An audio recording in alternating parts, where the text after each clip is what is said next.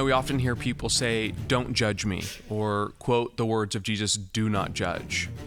But what did Jesus actually mean?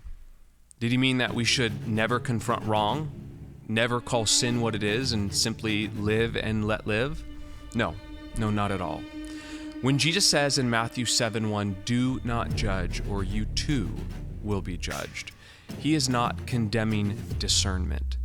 Just a few verses later, he tells us to watch out for false prophets. That requires judgment. In John 7:24, he says, "Do not judge by appearances, but judge with right judgment."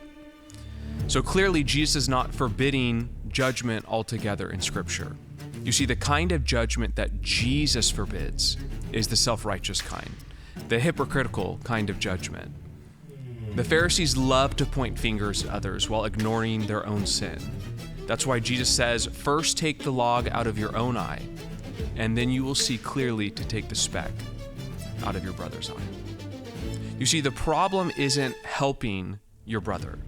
The problem is pretending that you're better than your brother. Do not judge means do not place yourself in God's seat.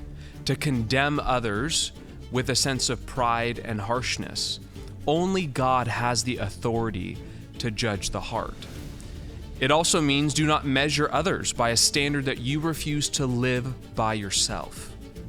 It does not mean ignoring truth. It does not mean silence in the face of sin.